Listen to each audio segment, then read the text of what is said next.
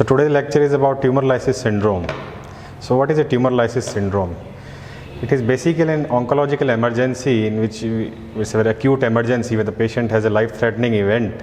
It's either related directly or indirectly to the cancer treatment or cancer itself also. Any delay in diagnosis and treatment can result in unfavorable outcomes. There are multiple causes of tumor lysis syndrome. It can be metabolic, hematological, structural, and the side effects from the treatment.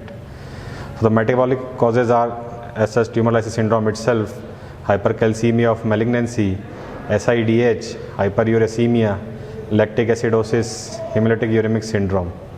Hematological causes includes hyperviscosity and bleeding.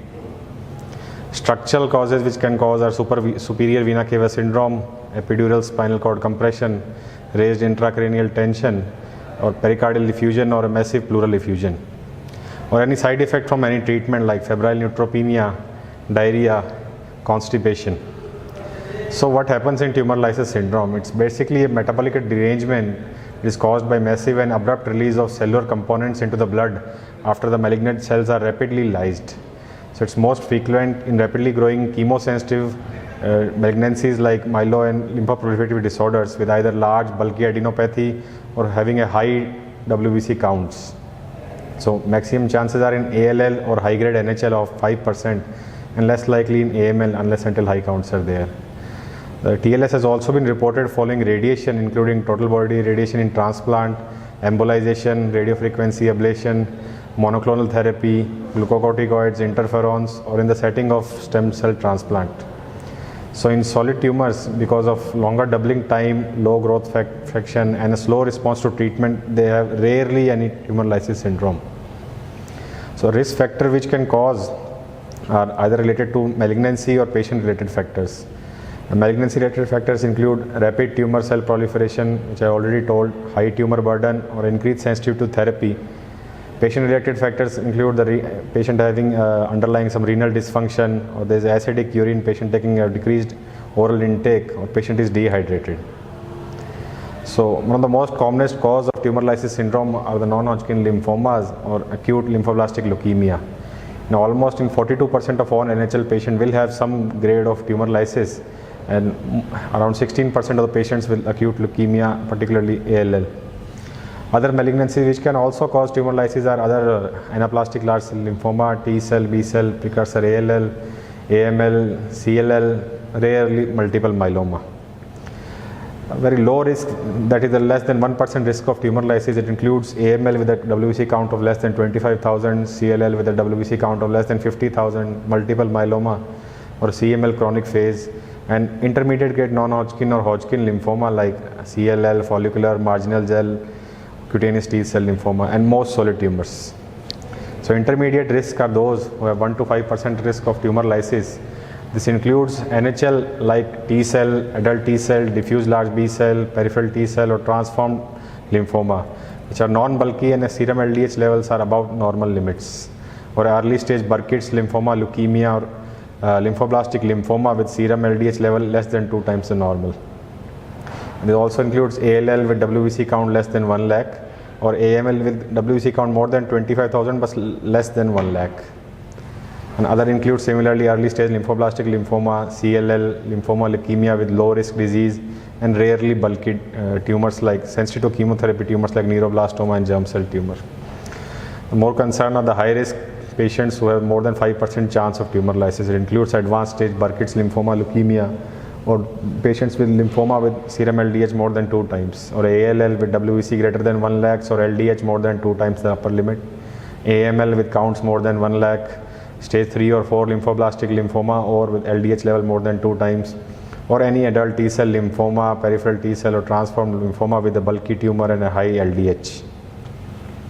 Also particularly diffuse large B cell, stage 3 and 4, and any intermediate risk disease patient with the underlying renal involvement or any other renal disorder. These patients are at high risk of tumor lysis. So basically what happens in tumor lysis, there is a cell death because of the chemosensitivity, cell lyses, and all the cellular components are released into the blood like potassium, phosphate, and nucleic acids. Potassium causes hyperkalemia, can lead to cardiac effects. Phosphate causes hyperphosphatemia, secondary hypocalcemia, and can lead to renal damage. Like nucleic acids, like purines, causes hyperuricemia, which ultimately leads to renal damage and further, lead to multi-organ failure. So the criteria are laboratory versus clinical. Laboratory criteria is either two of the following abnormalities are there, like uric acid more than 8 or 25% increase, potassium more than 6, phosphorus more than 6.5, or calcium more than 7.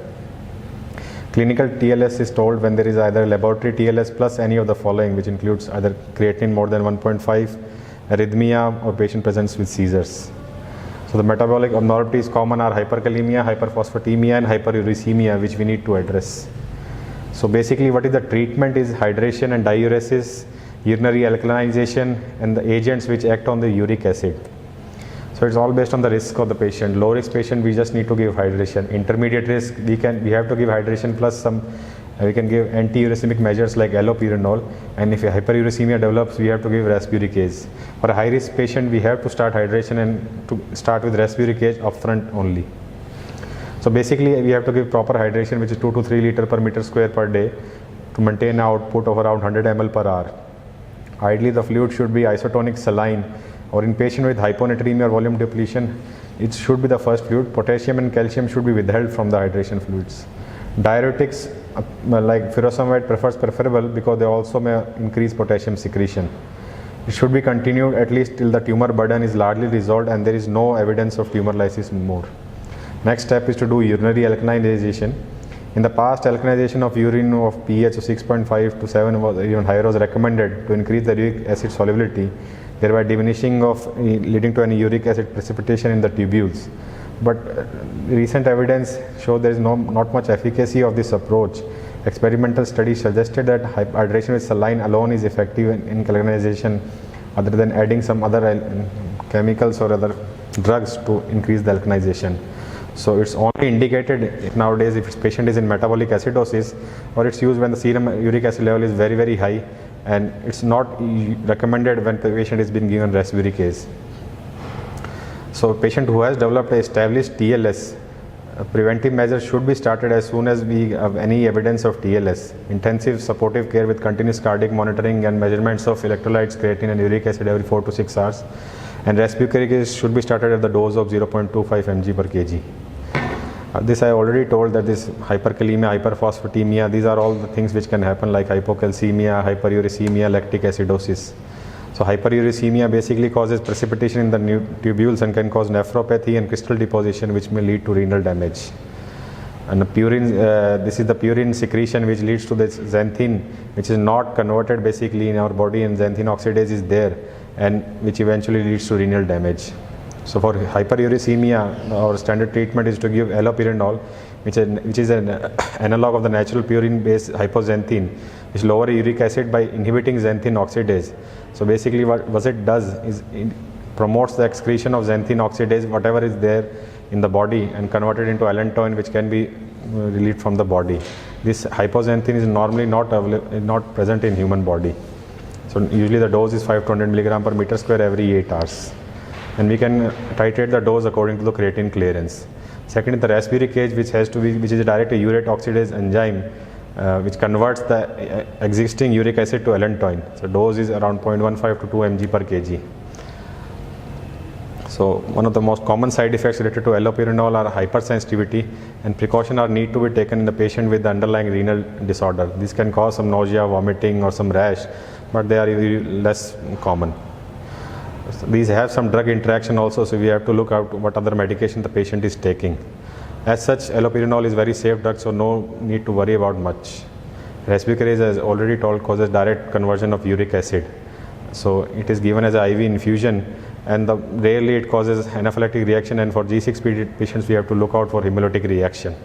Rarely it causes methemoglombia as well. So it's a pregnancy category C because we don't know whether it can cause some side effects, so it's usually avoided in these patients. So for a patient who has established TLS, we should use resburicase, and for prophylaxis we use allopurinol. And a single dose has shown a good result compared to 5 doses. Thank you.